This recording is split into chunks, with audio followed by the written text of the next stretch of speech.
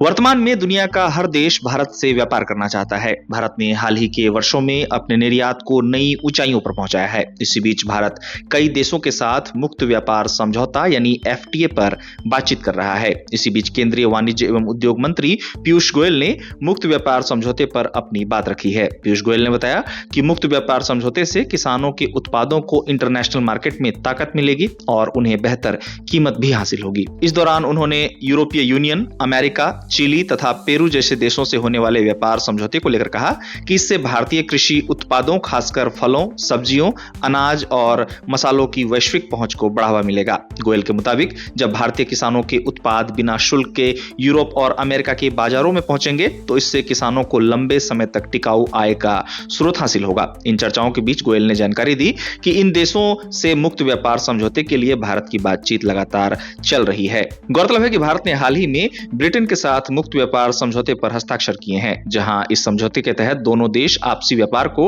2030 तक यानी अगले 4-5 सालों में 120 अरब यूएस डॉलर तक बढ़ाने का लक्ष्य रखते हैं। साथ ही अमेरिका के साथ भारत इस साल के मार्च महीने से द्विपक्षीय व्यापार समझौते पर बातचीत कर रहा है, पर कुछ कारणों से इस पर भारत और अमेरिका के बीच बातचीत अंतिम रूप नहीं ले पाई है। इसके अलावा आपको बता दें कि भारत ओमान के साथ भी मुक्त व्यापार समझौता करने जा रहा है। रिपोर्ट्स की माने तो भारत और ओमान के बीच प्रस्तावित मुक्त व्यापार समझौता जल्द होने की बात कही जा रही है। सूत्रों ने बताया है कि दोनों देशों के बीच होने वाले इस व्यापारिक समझौते के दस्तावेज अभी तैयार किए जा रहे हैं और जब यह तैयार हो जाएगा तो इसे दोनों देशों के कैबिनेट से संयुक्त मंजूरी के लिए पेश किया जाएगा। बताया जा रहा है कि दोनों देशों के बीच होने वाला यह मुक्त व्यापार समझौता दोनों देशों के रिश्तों को और भी मजबूत करने में अपनी अहम भूमिका निभाएगा। आपको बता दें कि भारत पर अमेरिका द्वारा लगाए गए 50% टैरिफ को लेकर चर्चाओं का दौर तो जारी है, लेकिन इसी बीच भारत कई देशों के साथ मुक्त व्यापार समझौता करने की दिशा में आगे बढ़ रहा है।